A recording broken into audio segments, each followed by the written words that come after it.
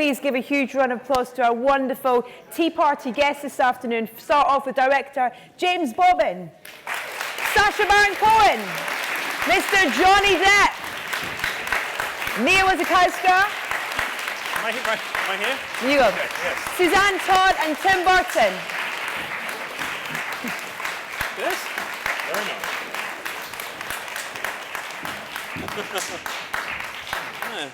nice. Welcome. It's a lot of fun. Thank you. Am I supposed to? Welcome. They're real, so dive in. Anybody like a cupcake or a... Pass them round. We'll pass them around after. I didn't realize we were at Claridge's. Thank you for being here. Nothing's been laced with anything. It's all fine and safe. Healthy. You can trust us. Yeah. We'll eat it first. We're your friends. We're not like the others. James, I'd like to start with you, if that's Please, all right, please, yes. You can read this upside down. Yeah, exactly.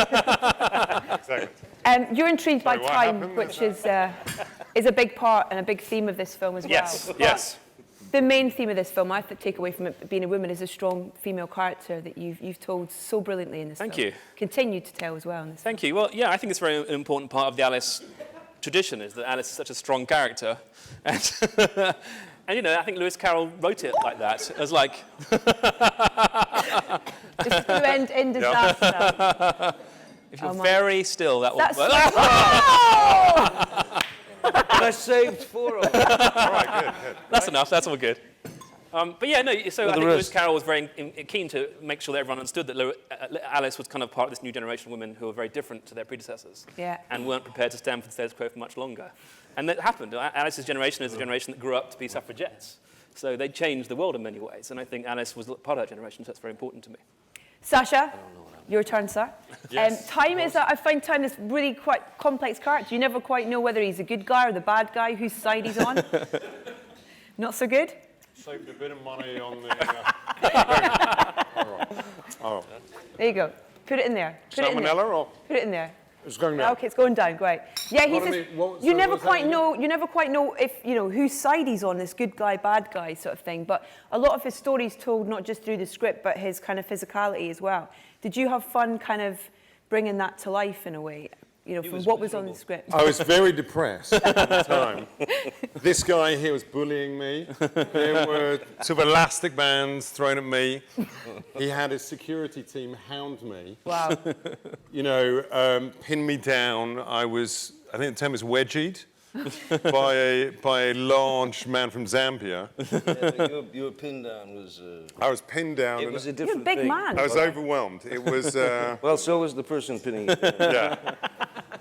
The grinding. But upside down. Time is a character. He is kind Time of is a he's character, complex, which is a great. He is complex. Was that the character I was doing? That was your character. All right, yeah. I thought I was doing Hatter.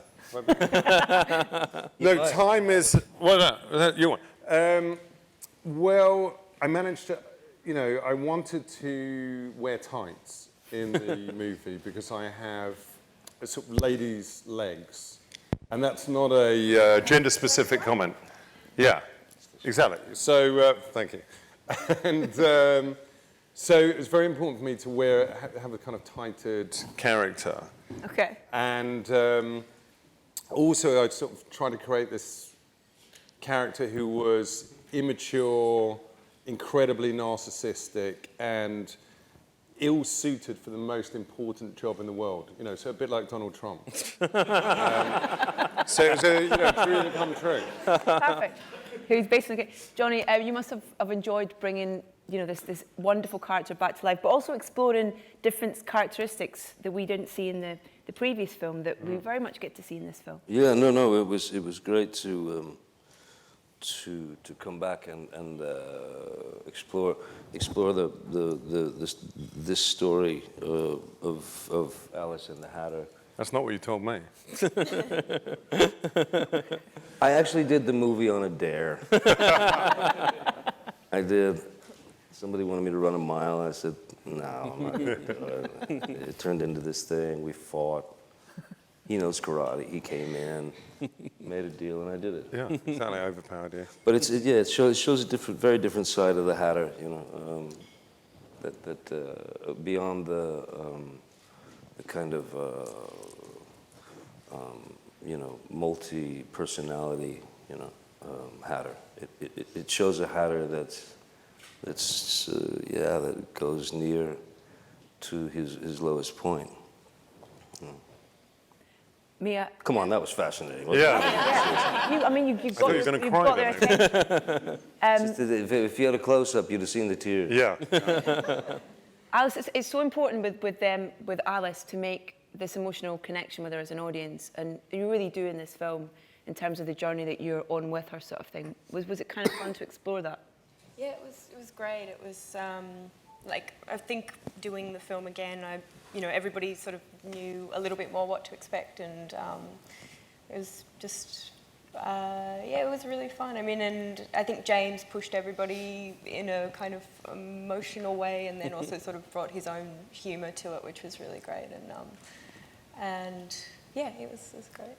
Suzanne, that's such an important point, isn't it? The humour to it and the tone of the film as well as this absolutely gorgeous script as well that Linda wrote.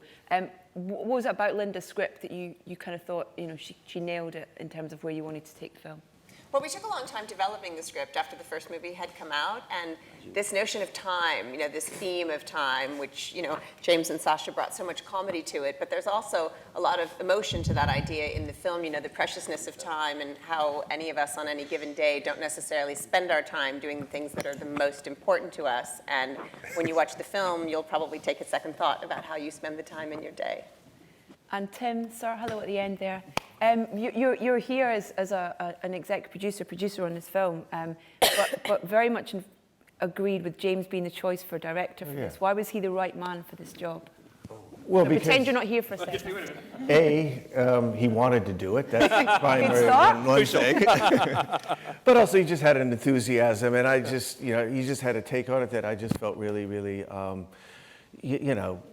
positive about. And it, for me, it was kind of a fluke, the first one anyway. So the idea that he had such a positive and clear idea about it, I just thought, well, yeah, it needs a different energy, and anything I can do to support that,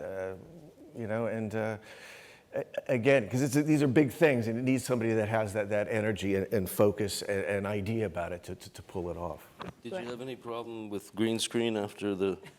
I'm still seeing green. I mean, in fact, I kicked a few people out of here wearing green shirts earlier, but yeah. We're going to throw it to the audience now, and we'll start with this gentleman here, and if we can get a microphone to someone with their hand up over there.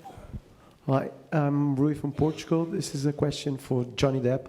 I was wondering, considering that this is the second time you play Mad Hatter, what stayed on you this time? And now you're starting giving concerts with Hollywood vampires. I was wondering what's happening when you're on stage. It's the real Johnny Depp was also a character.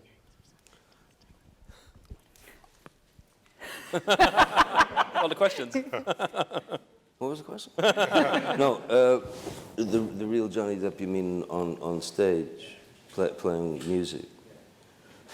Well, music was my first love, at the age of 12, and I haven't stopped playing since. It's still my first love. But there was a certain point when I reached, that area of your, what they call a career, where people start to know who you are from one particular field. And having been a musician all my life, I knew that it was over. That dream that I'd had since I was 12 was kind of just done. It was over with. And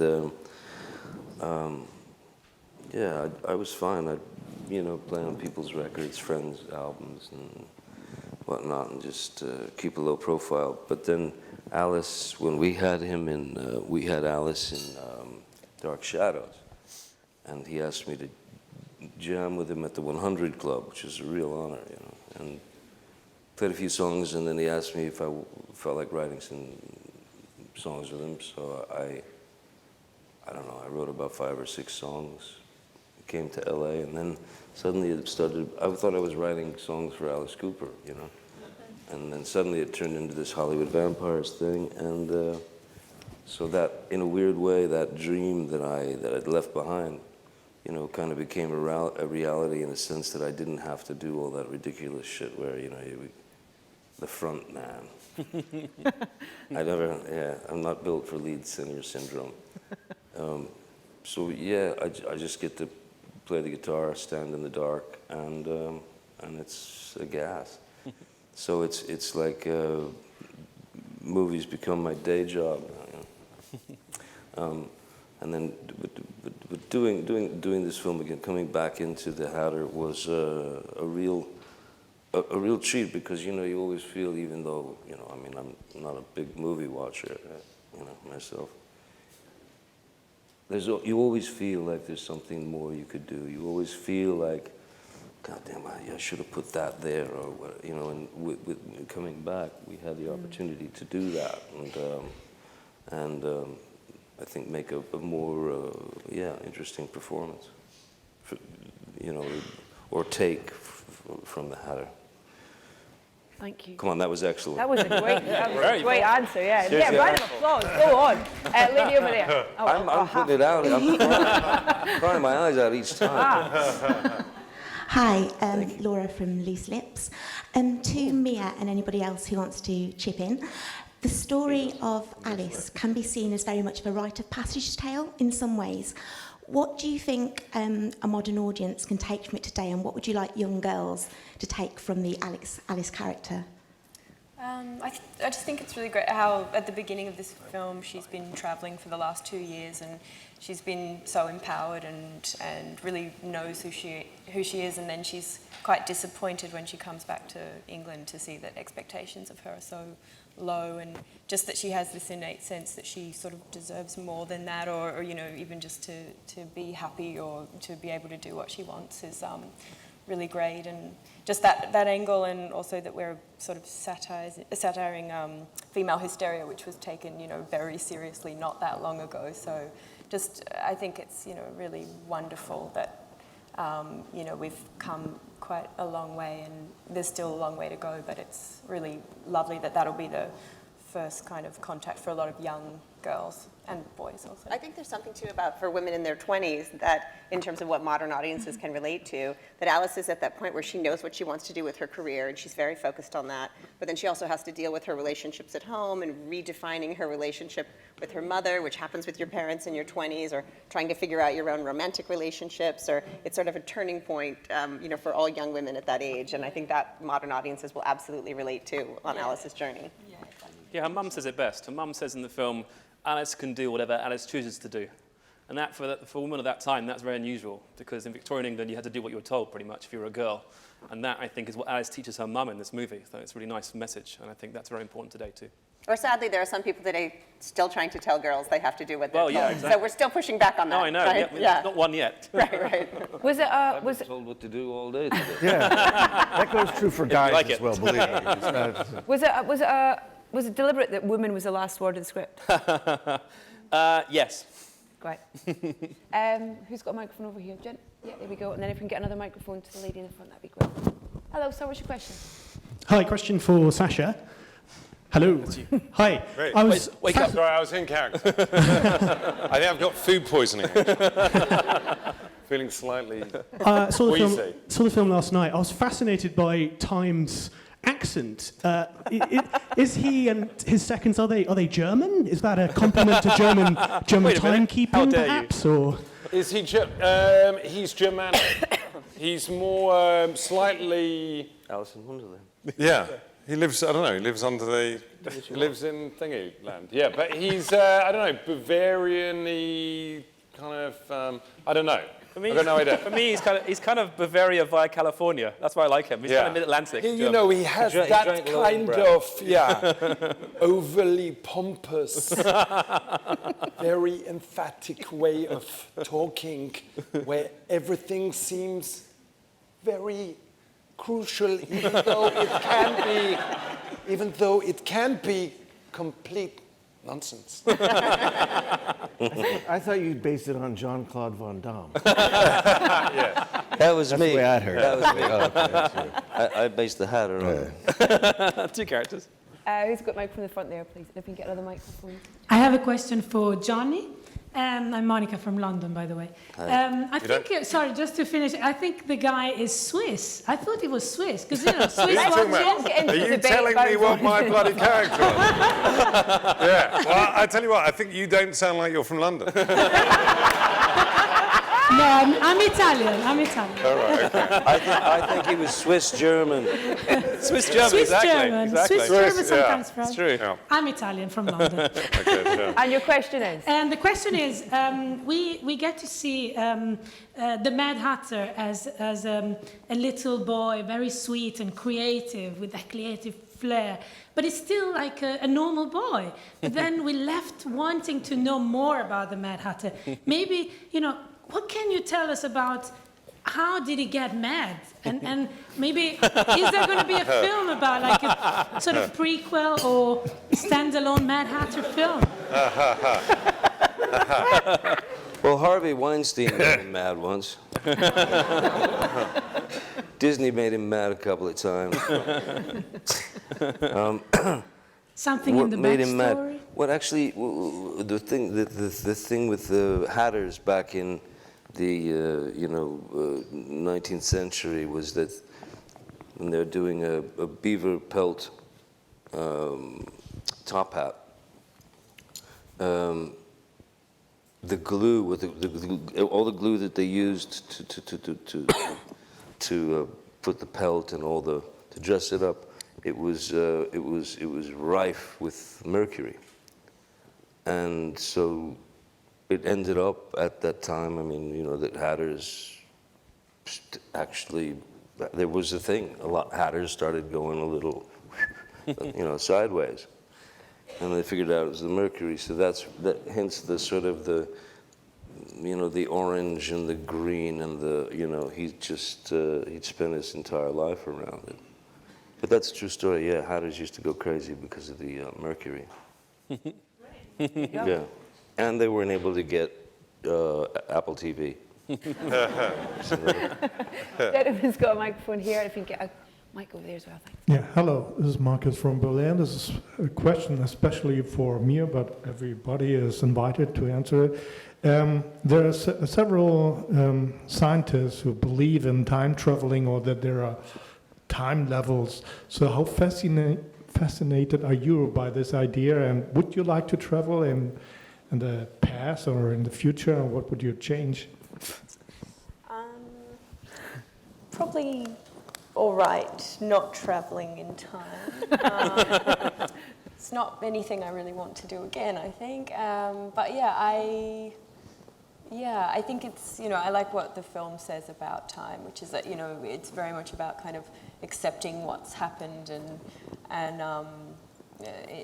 that kind of freeing you to live a bit more comfortably in the present. And but yeah, if I did travel, I'd probably do something really boring, I would probably want to be 1 year old and have someone look after me and be in a pram or something. Well, I can do that. Okay.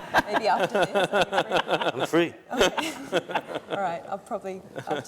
Thank you. You don't need to time travel. Thank you for that question.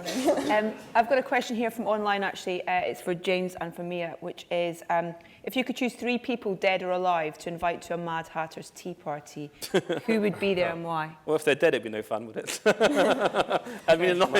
Probably alive. Time travel, you could bring them back first, then, yeah. English speaking or non-English speaking, because that's also a big thing. I don't know. I don't know. 3's hard. I don't know. Oscar Wilde. Yeah. He's quite a good one. Charles Dickens. Yeah. Also very good. It's quite a highbrow chat. Yeah, I know, it's a very highbrow chat. You can't get someone slightly more low.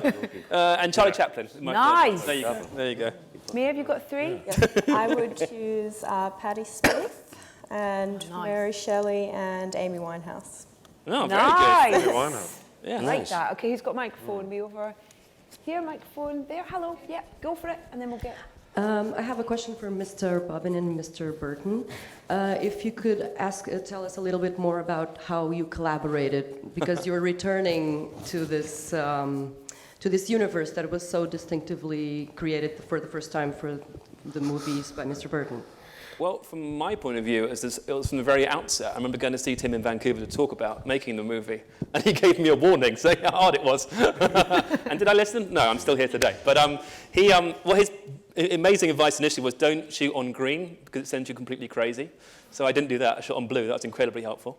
And then from that day onwards, he created such a beautiful world in the first movie. I felt very much we had to create this one within the parameters of that world. So, you know, in terms of like character design and location design, it was very helpful. And then, of course, script stuff. And then actually, obviously, Tim lives in London. So he shot here in London too, which was very helpful. So he was around for that. So no, it was incredibly helpful for me because it's like, you know, it's his world. So I was just very pleased to be able to draw on his experience of it. But really important as well for you to make it your world as well. Yeah, no, for sure, no, because obviously I felt that this film is set in a different time period and it's set in different geographical locations. There's a certain different feel I could bring to it to a degree, but I felt it had to stay within the same universe, you know, in terms of, course, the characters pre-existed, and I felt that Sacha's character had to very much fit in the kind of, you know, paint box of those people. And so that's why we went with a sort of, I always think about silhouettes in character design. His silhouette's very striking, gigantic shoulder pads, you know, and it's like, for me, it's like he designed it because he's a show-off. And so therefore he wanted to impress people. My character. So his character, not... No, so it just felt like he very much fitted into that world, you know, so that was kind of good. There's the scene with which is the tea party that Time is at as well is fantastic, where all the characters are just ripping the. Oh yeah. Yes, every time pun possible. Such a great scene. Was that fully scripted, or was it? I mean, how was that kind of done? Some of it. I mean, these guys like talking. You may have noticed, especially together. And there's a whole. If you ever delve into the depths of the DVD extras, you'll find moments of the two of them just making the noise. At each other for about 5 minutes, which is... I think we did do one improv take during that lasted so long, and the studio was so hot. Yeah, it's because very it's hot. Blue screen, so it's just lights. Filled with lights. I think the camera melted. Yeah, basically the camera broke down. That's how long the improv take was. The camera broke down. They broke the camera. Which was probably about half an hour or something. Yeah, it was a long time. It was probably about 30 minutes of James just let Sacha and I...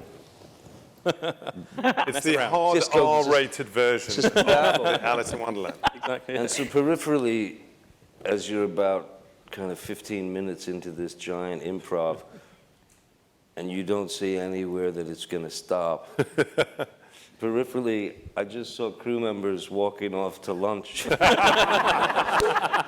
it's a good sign. Thinking,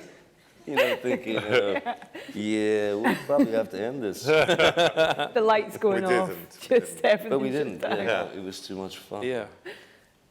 Okay, who's got a microphone? Has someone got a microphone yet? If you pass it along to the man in the hat. And lady, if you want to go first, that'd be great. Just a question for Johnny. We're Japanese media here today. We'd like to ask, so you've touched a little bit on how you had to explore different sides of the Mad Hatter character. How was it playing a slightly less mad version for this time? There's a scene where Alice says that she makes no sense compared to you. How was it, as in preparation for the character, different from the previous one? And also, how do you think this 5-6 years since the last film the time has actually been on your side? The time has been on my side? Yeah. How? Because I'm still alive? Development of the, yes, that's very good to know. That's a plus. Which I know is a miracle, but... I am on his side, yeah. Oh, he's on my side. He's on his side. He is on your Literally on your side. Literally. Here we go, it's improv time, people. Yeah. Was it nice to explore a bit more depth to the character, I guess? Yeah. See, that's the thing. What was really interesting about playing the Hatter this time, in the first film with Tim, the Mad Hatter, it's the Mad Hatter. So there's pretty much there's a good deal of license that you can take, and interesting places that you could travel. Within the context of the character, the Mad Hatter. But when you're dealing with the Mad Hatter who has gone noticeably farther down that road of insanity, it's like that thing, it's like if you are crazy, if there's, if you do have some sort of mental, some sort of dilemma in the brain. If you're not aware of it, it's great, if you're aware that you're crazy, it'll eat you alive. So I think in this Hatter, there's so many things that he has to question, and he has to travel in so many different spots. So basically, it's taking the Mad Hatter and making him infinitely more mad, more confused, more lost, more paranoid, more even violent, you know. So that was a great challenge, you know. Yeah, when we talked about it initially, it was the idea of what is madness to a mad person. Yeah. And it kind of almost draws towards sanity. So you're wearing a suit, you have smart hair, and you're quite cogent at points, but there's always an element of madness about it too. So that's kind of an interesting idea, I thought. Great, thank you. And Hi. we've got, here you go, go for it. Go. Hi, I'm Alberto from Caras Magazine, Argentina. The question is for Johnny Depp. We are talking about time, but the movie is about family and getting back the family together. And I was thinking, if you had a chance and you're walking down the street and you see a boy, a 6-year-old boy, that happens to be yourself, he doesn't know, and you had a chance... Is this about to get weird? No. Maybe, I don't know. But you have the chance to give him 3 advices and maybe changing his future, your own past, and changing your future. What advices could you give him? Regarding your artistic career, your personal life, I don't know, but... First thing I would say is search for simplicity. Stay away from anything that makes a bunch of people stare at you while you're in a restaurant. Okay. or makes them follow you in cars and motorcycles back to your hotel, or try to avoid people who write incredibly, sometimes entertaining, but incredibly ludicrous fiction about you and your family. So those are a couple of things I would avoid. I'd probably also say, if anybody gives you any shit, just beat the fuck out of them. Okay, and this is our last question. So, gentlemen, there with the... Seems right. I don't know. I'll do this one, and then we'll do the front row, and that's the last 2. Okay, and we'll get down the front here. Hi, George from the National Student. This is a question for Mia. So the film opens in for me was quite an unexpected and immediate scene where you're at sea and you've got pirates chasing you. I was wondering what it was like when you opened the script to be presented with such an immediate scene where Alice is like being a female action hero but not like a conventionally masculine one, and what it was what it was like to see her being so fearless. Did that excite you or whatever? Yeah, well, I thought they'd accidentally given me Alice of the Caribbean or something. But no, it was really cool to, be given something that was very active, and, she comes from a place where she's been, a captain of a ship for 2 years and feeling incredibly empowered and doing what she loves. And so it was, it was really fun. It was, it sets up, except for shooting it, which was in the last 3 days and 3 nights of being wet and freezing in Calypso. And Mia was blue. On set, she has blue lips. Yeah, blue lips. It's properly quite a cold. trooper, always. Properly cold. So she's a trooper, because she's also wet and cold, which Yeah. is massively unappealing. Yeah. Aren't you guys impressed when you watch the movie at everything that she pulls off? It's pretty incredible. Was it a tank? Were you filming in a tank? I mean, It was a gimbal we built out in Longcross, so not in the sea. We had these enormous 2-ton tanks of water splashing everywhere, and it was 3 in the morning and freezing in November. Wow. So Mia was very brave to... Could have made, missed that one. Could have made the water warm. Yeah, no, too expensive, forget it. Sorry. And last question from in the front. Hello, William from Gay Times. My question is to James and to Tim. Do you both believe that there's an accurate and fair representation of LGBT characters in Disney movies today to teach the next generation about the ever-changing world that we all live in? That's a jolly good question. I think so. I mean, it's hard. It's I think something everyone's very aware of these days. And whenever you make anything, it's something you always, because it's part of the world you live in. And I think when you make a film these days, you can't help but put that into it anyway. And so, people always say to me, "How do you update Lewis Carroll?" You say, "I just do what I think is interesting and important." So yeah, I think so. It's one of the things that I think people are always very aware of. I'm pretty sure. Tim, do you want to pick up on that as well? What's that? Would you like to pick up on his question as well? I'm just the type of person that's just pride. I just never. I wish weren't in a world where, you know, why don't women get paid as much as men? It's stupid. I mean, none of these things. Are there enough gay, lesbian characters? I mean, no. I mean, but we have to label it. Shows how bad things really are. So, I mean, I'm not really one for trying to be politically correct or do this or that. But I do think that, you know, it's just unfortunate that we even have to talk about it. And then how do you deal with it? I don't know. You know, it's unfortunate, but you know, I mean, I don't know what that is anyway, because I don't know what's like, you know, I guess I'm confused. I don't know whether I'm gay or straight, or half of my friends are, or if they're men or women. So I'm way behind. I'm gay and I'm a woman. And on that note, ladies and gentlemen, I would like to. I'm going to do this everywhere I go.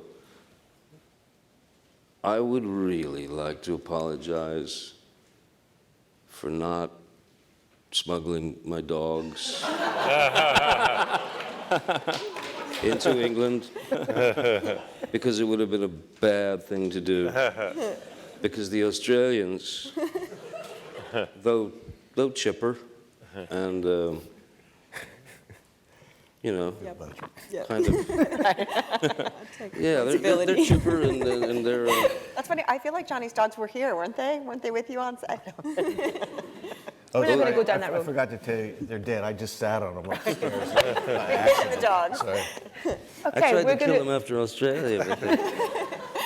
Ladies and gentlemen, thank you so much for your time and your questions. Please, can you give a round of applause to our wonderful Thanks, everyone.